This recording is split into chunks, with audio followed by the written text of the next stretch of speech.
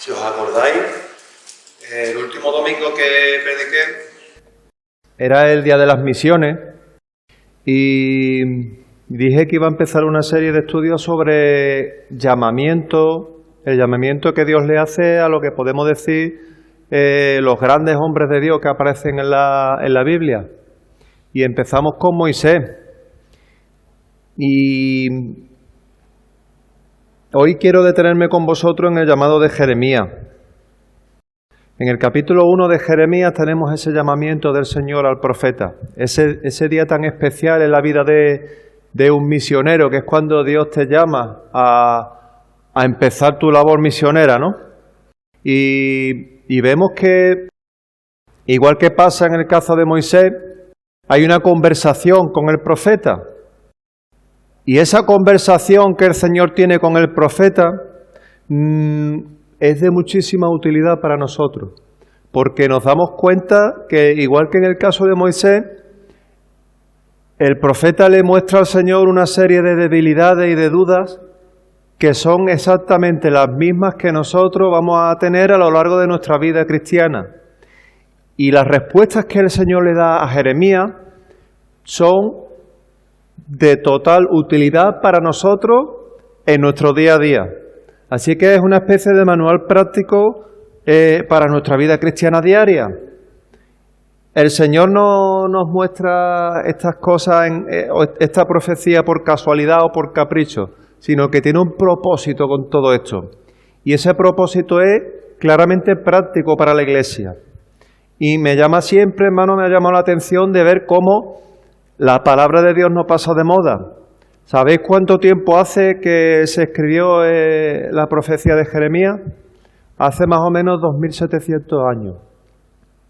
Pero vemos que lo que había en el corazón del profeta, lo que pasaba en la vida del profeta, lo que pasaba en la vida del pueblo, se parece muchísimo a lo que pasa hoy en día. Y es porque hay dos cosas que no cambian a lo largo de los siglos. Una de ellas es el corazón del hombre.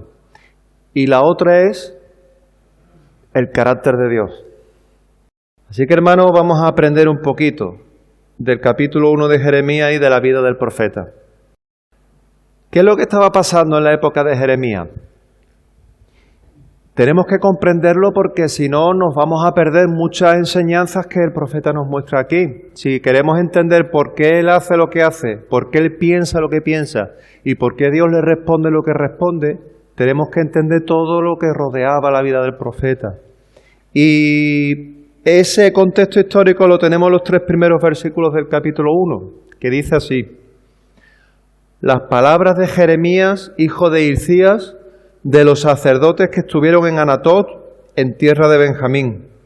Palabra de Jehová que le vino en los días de Josías, hijo de Amón, rey de Judá, en el año 13º de su reinado.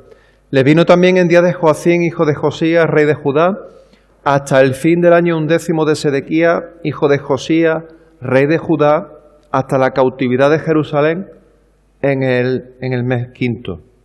Jeremías vivió en el siglo VII a.C., hace 2700 años. Y fue contemporáneo del profeta Ezequiel también. Dice que profetizó en los últimos años de Josías, el reinado completo de Joacín y los primeros 11 años de Sedequías, es decir, un total de unos 40 años. Era hijo de sacerdote Hilcías y vivía con su padre en una ciudad que se llamaba Anatot.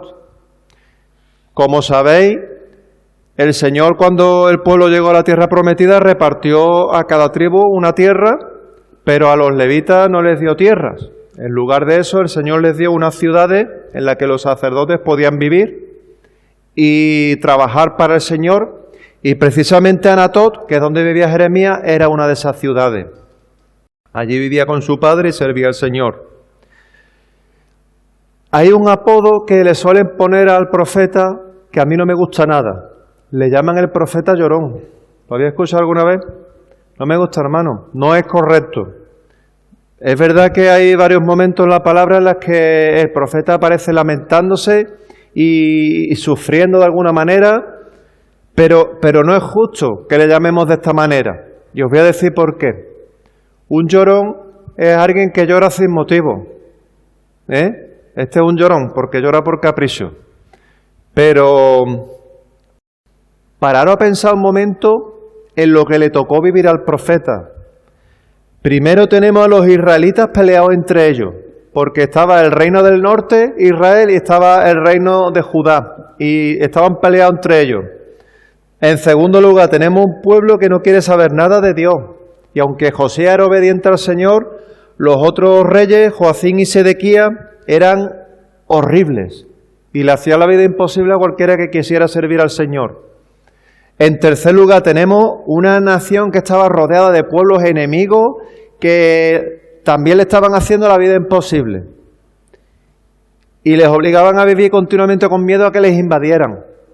Y ya para complicar todavía más las cosas, aunque esas naciones enemigas no les invadiesen, les estaban influyendo y metiéndoles costumbres paganas, estaban adorando a dioses paganos y todo eso influyéndole con su cultura.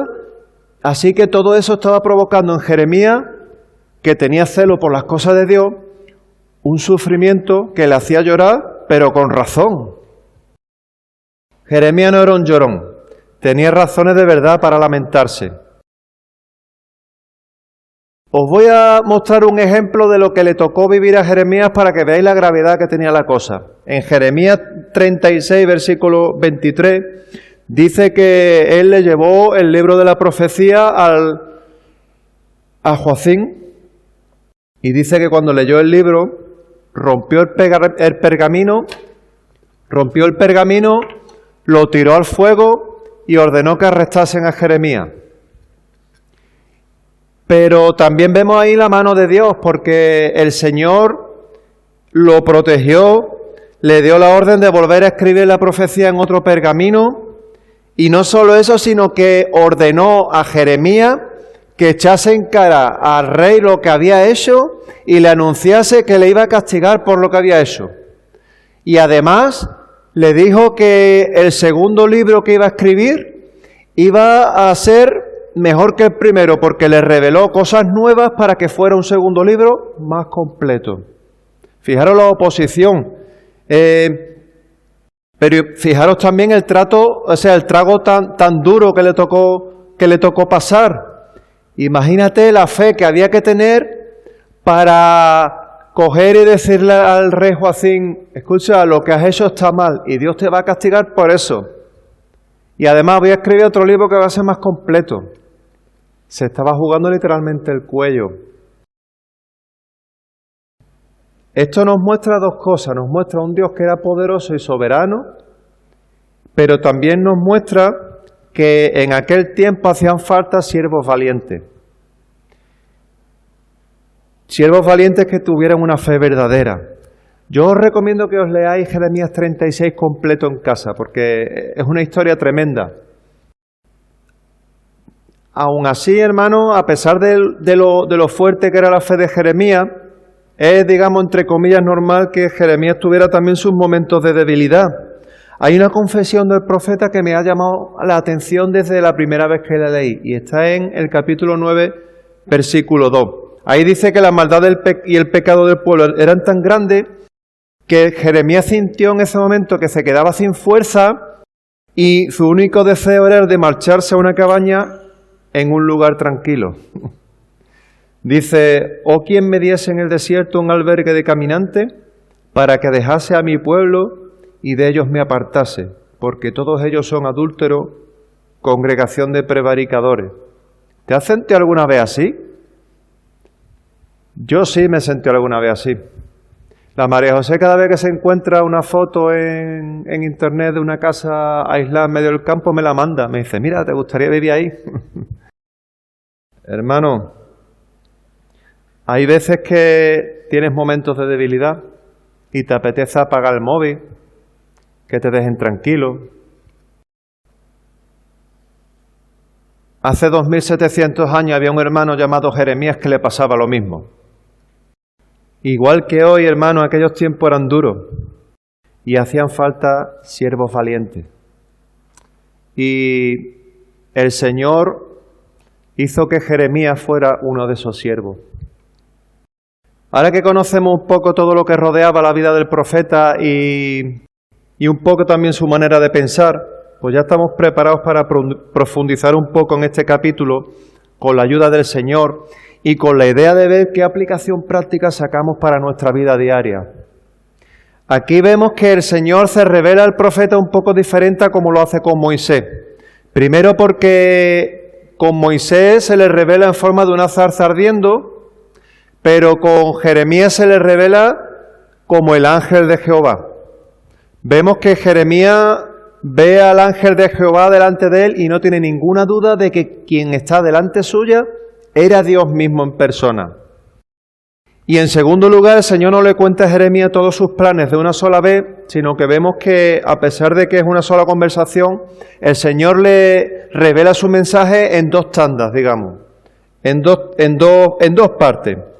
Y en cada una de ellas le revela una parte de lo que esperaba de él. En la primera parte le revela en qué iba a consistir su misión. Es decir, Jeremías, esto es lo que vas a hacer. Y esto lo tenemos en los versículos 4 al 12. Vamos a leerlo.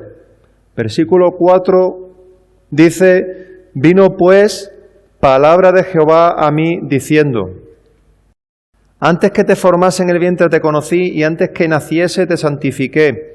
Te di por profeta a las naciones. Y yo dije: Señor Jehová, he aquí, no sé hablar porque soy niño. Y me dijo Jehová: no digas soy un niño, porque a todo lo que te envíe irás tú y dirás todo lo que te mande. No temas delante de ellos, porque contigo estoy para librarte, dice Jehová. Y extendió Jehová su mano y tocó mi boca, y me dijo Jehová: he aquí he puesto mis palabras en tu boca. Mira que te he puesto en este día sobre naciones y sobre reinos, para arrancar y para destruir, para arruinar y para derribar, para edificar y para plantar. La palabra de Jehová vino a mí diciendo: ¿qué ves tú, Jeremías? Y dije: veo una vara de almendro. Y me dijo Jehová: bien has visto, porque yo apresuro mi palabra para ponerla por obra. Esta es la primera parte. Jeremías, esto es lo que vas a hacer. Y en la segunda parte, el Señor le dice a Jeremías: esto es lo que vas a decir. Ya sabes lo que vas a hacer y esto es lo que vas a decir. Y lo tenemos a partir del versículo 13.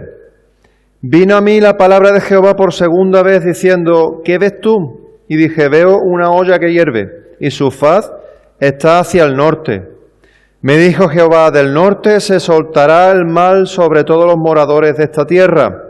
Porque he aquí que yo convoco a todas las familias de los reinos del norte, dice Jehová, y vendrán y pondrá cada uno su campamento a la entrada de las puertas de Jerusalén y junto a todos sus muros en derredor y contra todas las ciudades de Judá.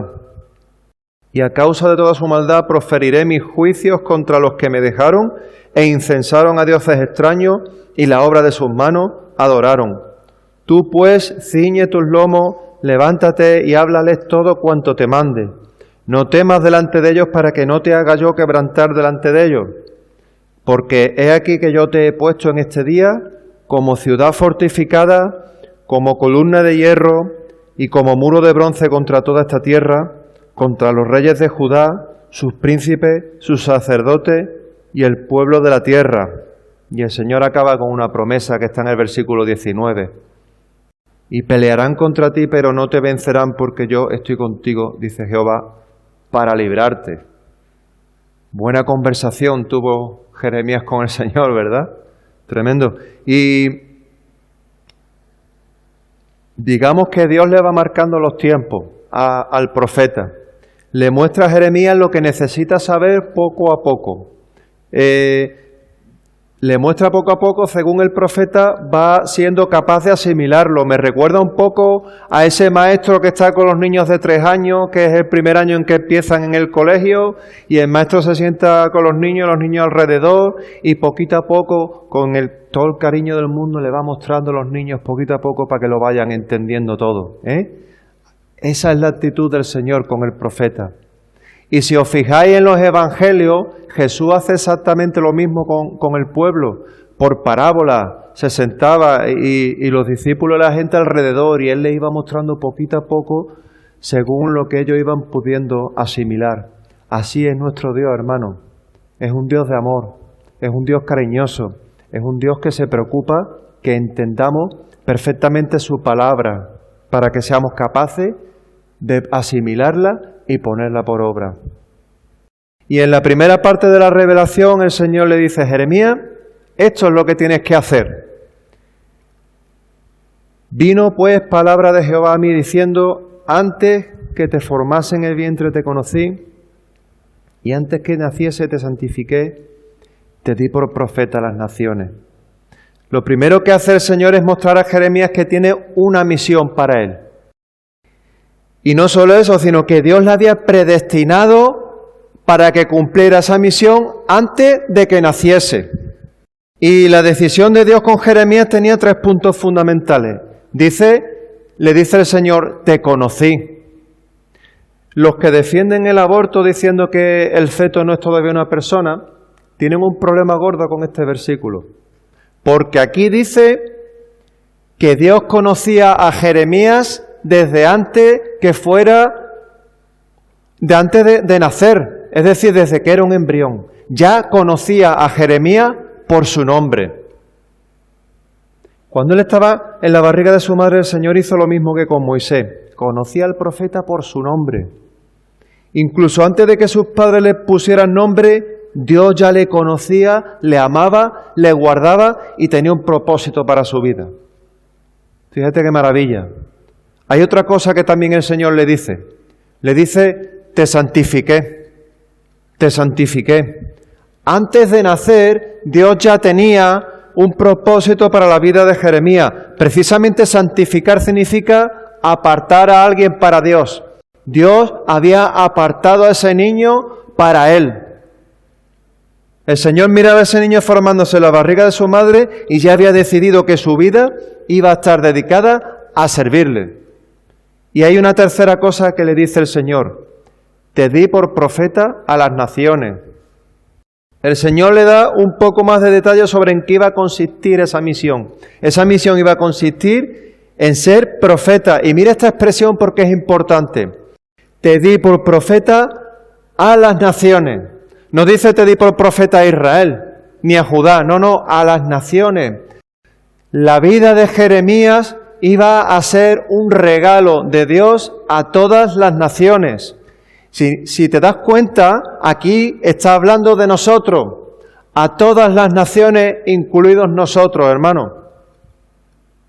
Él iba a ser un medio de bendición por el cual Dios iba a bendecir no solo a Israel, sino a todas las naciones, a ti y a mí también. Y por eso, en el día de hoy, podemos estar aquí sentados, abriendo el libro del profeta y viendo las verdades que Dios tiene preparado, no para el pueblo de Israel, sino para nosotros. Así que no había opción para Jeremías, no podía decir que no. Dios la había elegido, era su misión, era su deber, tenía que ser él y nadie más. Dios no le pregunta si quería hacerlo, Dios le dice que era él, no le da opción a decir que sí o que no. Sin embargo, vemos que Jeremías escucha ese llamamiento y podemos decir que le da un poco de vértigo la cosa. Versículo 6 dice: y yo dije, Señor Jehová, y aquí no sé hablar porque soy niño. Se da cuenta de la dificultad de la misión que el Señor le había encomendado, le da miedo y se siente realmente incapaz, impotente de hacer lo que Dios le estaba pidiendo. Pero mira la respuesta de Dios en el versículo 7. Y me dijo Jehová: no digas soy un niño, porque a todo lo que te envíe irás tú y dirás todo lo que te mande. No temas delante de ellos, porque contigo estoy para librarte, dice Jehová. Yo te mando, yo estoy contigo, yo te protejo, yo te capacito. Ahora dime una cosa, fíjate en este capítulo, ¿había hecho algo especial Jeremías para que Dios le eligiese? No podía hacer nada. Era un embrión cuando Dios le elige. Ni siquiera había tenido la opción de nacer y empezar a hacer nada en su vida. Dios no quería que Jeremías acumulase ningún tipo de mérito en su vida para ser elegido. Es más, es que Jeremías no podía acumular ningún tipo de mérito. Dios le elige desde antes de nacer, porque Él quiso en su voluntad soberana. No porque Jeremías tuviera nada especial. Hermano, Jeremías no había hecho ningún mérito.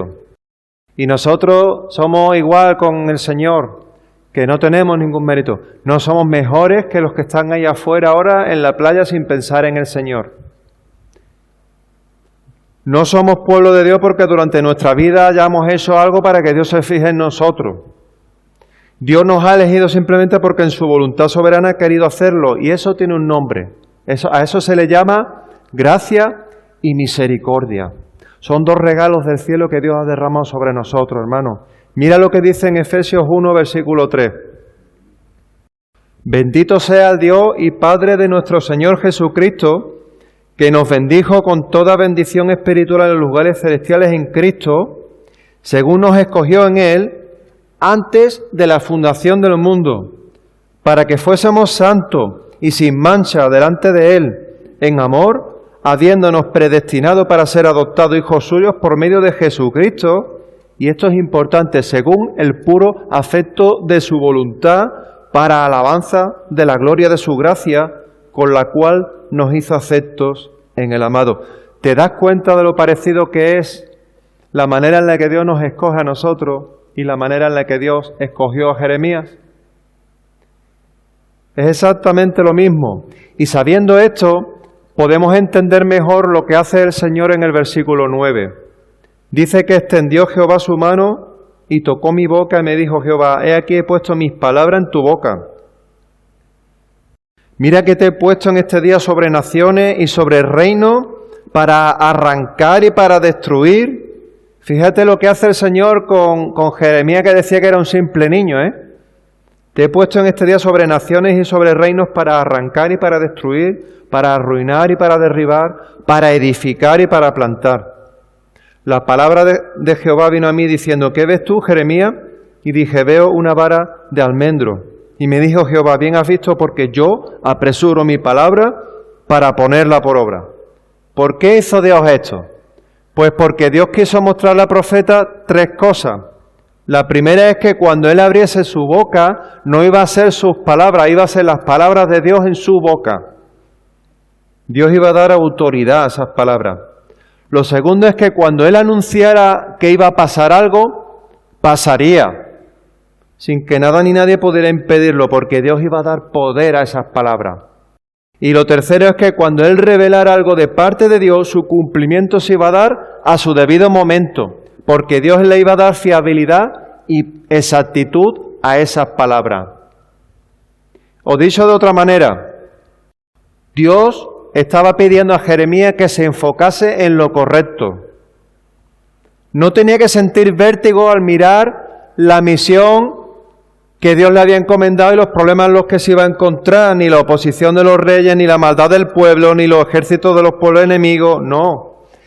Tenía que enfocarse en el poder de Dios y centrarse en hacer tres cosas: escuchar el mensaje de Dios, anunciar el mensaje a las naciones y poner en práctica el mensaje de Dios.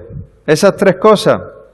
Y es exactamente lo mismo que Dios está pidiendo hoy a su iglesia. Lo mismo. Mirad lo que dice en 1 de Pedro 2:9.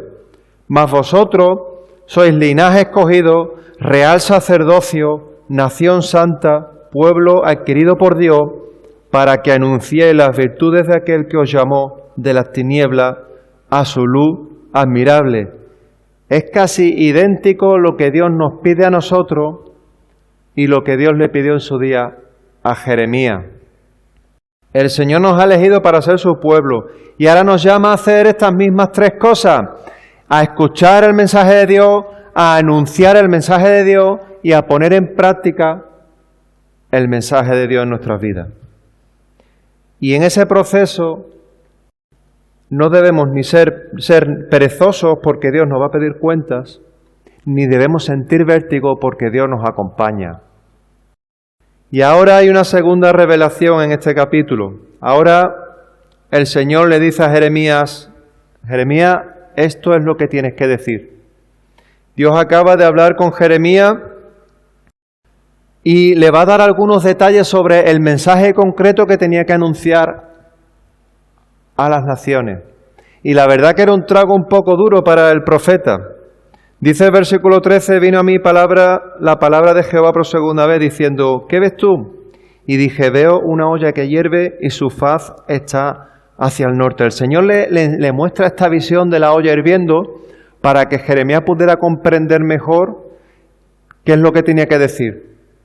La verdad es que era un problema para Jeremías porque le había llamado el Señor a transmitir un mensaje de condenación a su pueblo. El pueblo había desobedecido a Dios y ahora dice que Dios les iba a castigar por ello. Me dijo Jehová, del norte se soltará el mal sobre todos los moradores de esta tierra, porque he aquí que yo conozco a todas las familias de los reinos del norte, dice Jehová, y vendrán, y pondrá cada uno su campamento a la entrada de las puertas de Jerusalén, y junto a todos sus muros en derredor, y contra todas las ciudades de Judá, y a causa de toda su maldad, proferiré mi juicio contra todos los que me dejaron e incensaron a dioses extraños y las obras de sus manos adoraron. Será horrible. Imagínate que Dios viene a buscarte y te dice, anúnciale a San Fernando y a Chiclana que los voy a destruir a todos, que van a venir un ejército de, no voy a decir ningún país, pero que va a venir un ejército y los va a destruir a todos.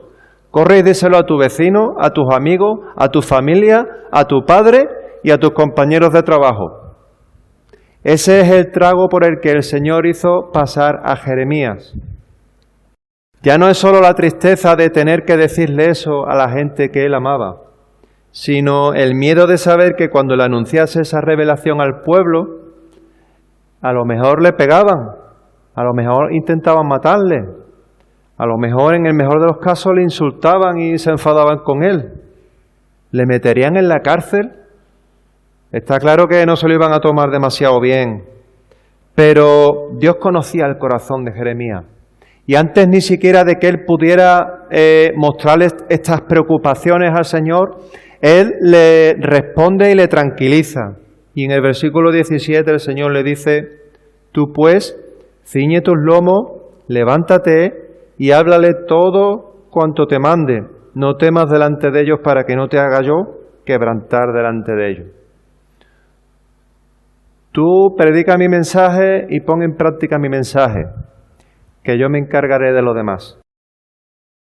Porque he aquí que yo te he puesto en este día como ciudad fortificada, como columna de hierro, como muro de bronce contra toda esta tierra, contra los reyes de Judá, sus príncipes, sus sacerdotes y el pueblo de la tierra.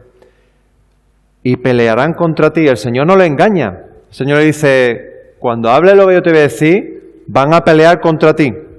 La pelea no te la va a quitar nadie. Hermano, la pelea no nos la va a quitar nadie.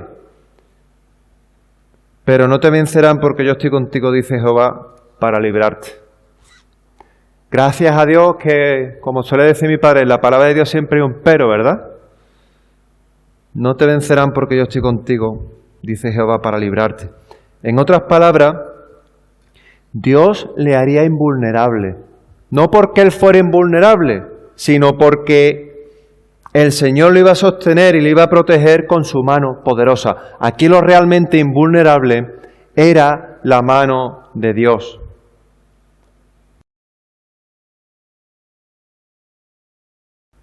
Era una misión complicada, no lo vamos a negar. Era humanamente imposible, pero para Dios todo es posible. No solo es posible, sino que para Dios todo es fácil. Jeremías tenía que aprender a mirar con los ojos de Dios. Y hermanos, esa es la clave. Esa es la clave.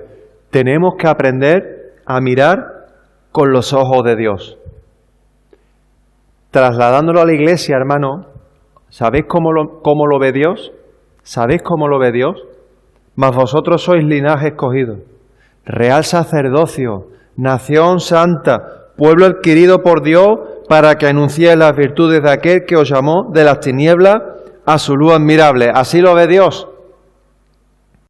El Señor nos ha enviado a predicar el mensaje de Dios a las naciones, pero ¿cuántas veces nos hemos encontrado, igual que el profeta, con que esas naciones se han vuelto en contra de nosotros?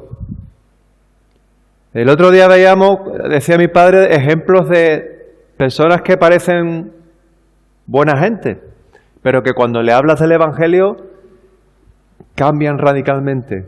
¿No te ha pasado? A mí me ha pasado. Yo le he hablado a amigos que son buena gente, pero cuando le aprieta un poco con la palabra de Dios, se transforman, se enfadan y da hasta miedo. Se rebelan contra la palabra de Dios. Pelearán contra ti, dice el Señor. Es verdad. Pero incluso entre nosotros mismos, muchas veces entre nosotros mismos, hermano, esto que estás haciendo no está bien. Y el hermano se enfada con nosotros. Pero es lo que el Señor dice y el hermano se enfada con nosotros.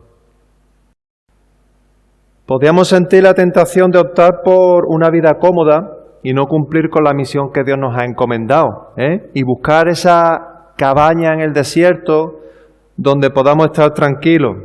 Pero el Señor le dijo a Jeremías que tenía que afrontar esa situación haciendo 3 cosas, las mismas 3 cosas que el Señor nos llama a hacer a nosotros. Y la tenemos en el versículo 17. El Señor le dice: levántate, háblales y no temas. Y el motivo por el que nos pide eso es el mismo por el cual se lo pidió a Jeremías. Versículo 19. Porque yo estoy contigo para librarte. Jeremías tuvo sus momentos de debilidad, pero aún así no fue capaz de dejar de servir a Dios, aunque tuvo la tentación de hacerlo. Simplemente no podía parar de servir a Dios por muy grande que fueran las batallas. Mira, hay unas palabras del profeta que descubrí hace poco que me llamaron muchísimo la atención y las tenemos en el capítulo 20 a partir del versículo 7. Te voy a pedir que lo leas conmigo. Jeremías 20, versículo 7 dice: Señor, tú me engañaste y yo me dejé engañar. Yo creo, corregirme si me equivoco, pero creo que es el único caso en el que alguien acusa a Dios de haberle engañado. No se me ocurre otro. Es lo que hace Jeremías. Eras más fuerte y me venciste, dice. A todas horas soy motivo de risa, todos se burlan de mí. Siempre que hablo es para anunciar violencia y destrucción. Continuamente me insultan y me hacen burla porque anuncio tu palabra. Los temores de Jeremías se confirmaron. El pueblo no se lo va a tomar bien cuando les hable. Y así pasó. Le insultaron y se burlaron de él. Y ahora mira lo que dice el versículo 9. Si digo, no pensaré más en el Señor, no volveré a hablar en su nombre, entonces tu palabra en mi interior se convierte en un fuego que me devora, que me cala hasta los huesos. Trato de contenerla, pero no puedo. O sea, Jeremías dijo, se acabó, ya no hablo más del Señor. Pero le ardía la palabra de Dios en su interior y no fue capaz de callarse. Intentó callarse y no pudo. Intentó dejar de servir a Dios y no pudo, porque le hervía la sangre. No era él, hermano, era Dios, era el fuego de Dios en su interior impulsándole a servir, porque Dios le había destinado a eso.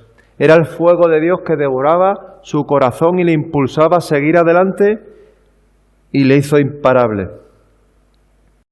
Hablando de ese fuego, hermano, quiero hablaros de una historia que a lo mejor alguno de vosotros conoce. A mí me impresionó. Una historia un poco más reciente. En el año 1700, en un pueblo de Sajonia, vivió un niño de 10 años que se llamaba, a ver si lo digo bien, Nicolás von Zinzendorf. Lo he dicho bien.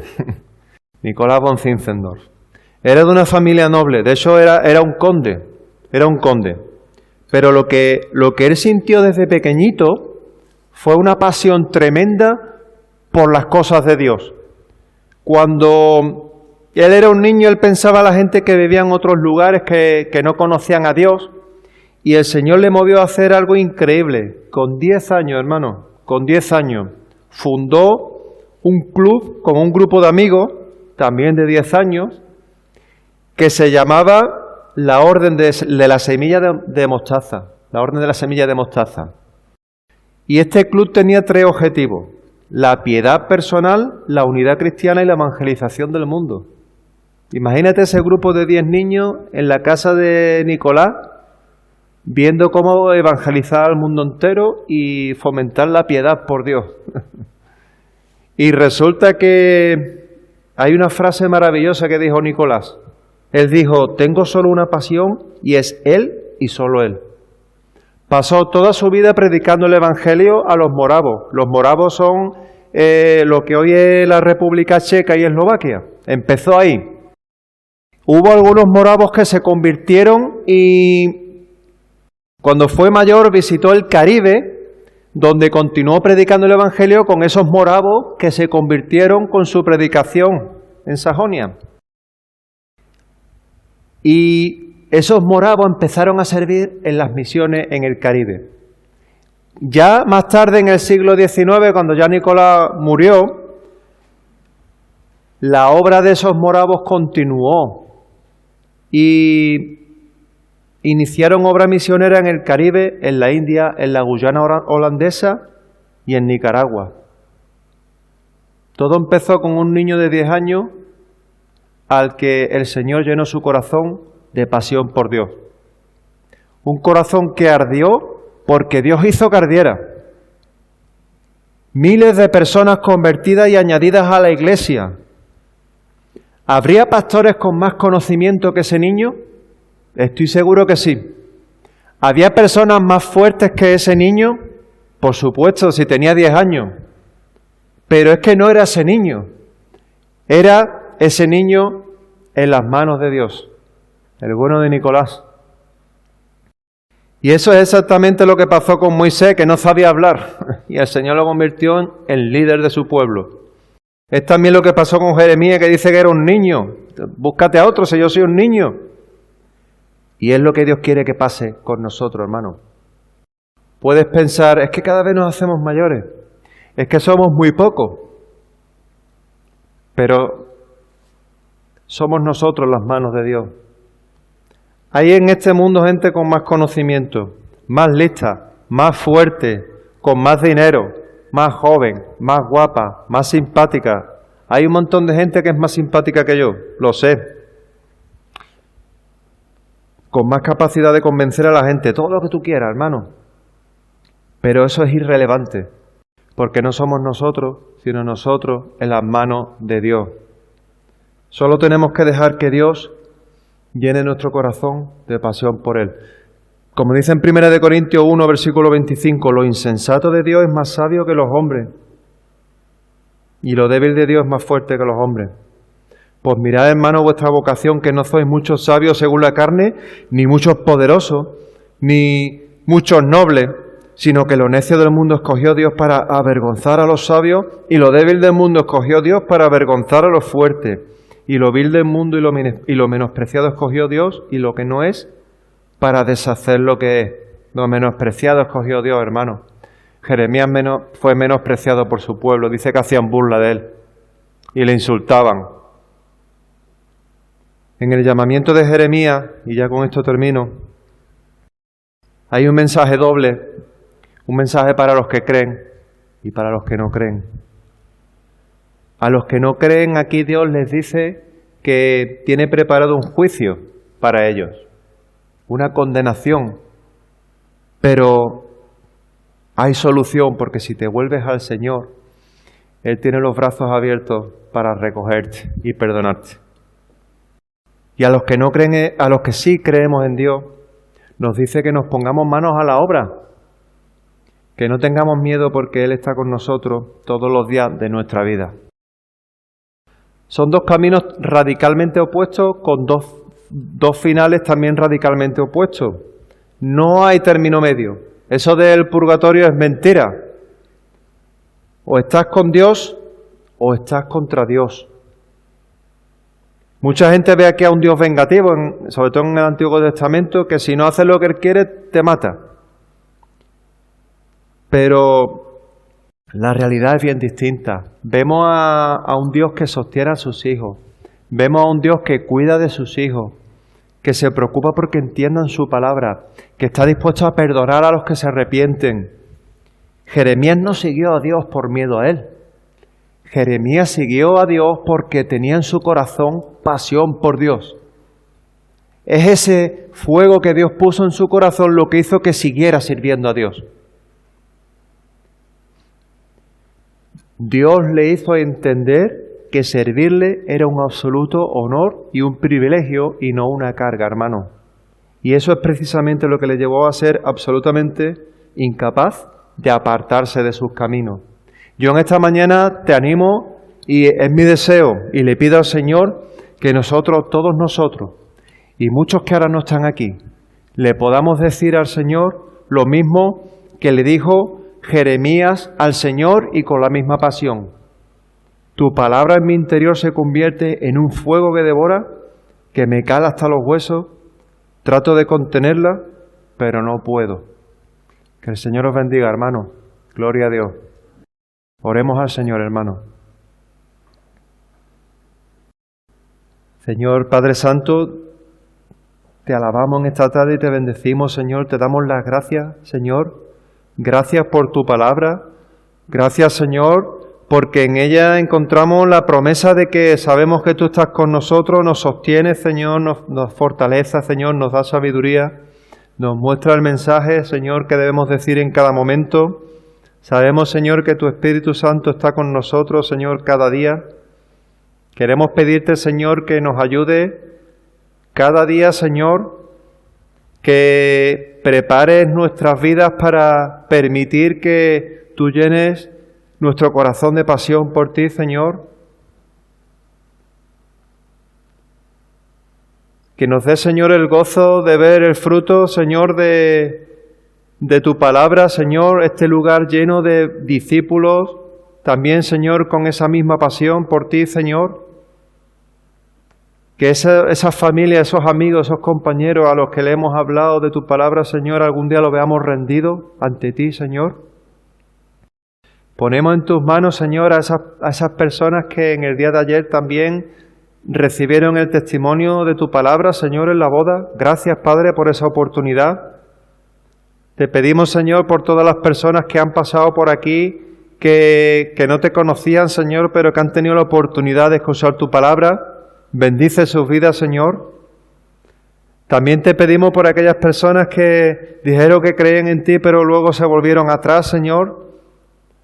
Hazle, Señor, pensar en tu palabra y volverse a tus caminos, Señor. Que tengamos el gozo, Señor, de verlo, Señor. Y Padre, cuídanos cada día, Señor, y úsanos. Perdona nuestros pecados, Señor. Haznos ver nuestros errores, Señor, para que seamos siervos cada día más fieles, Señor, y más capaces de dar testimonio de tu palabra en cada circunstancia de nuestras vidas, Señor. Bendícenos, Señor, en esta semana. Bendice a tu congregación, Señor, en el nombre de Cristo Jesús. Amén. Pues hasta el jueves, hermano. Que el Señor os bendiga.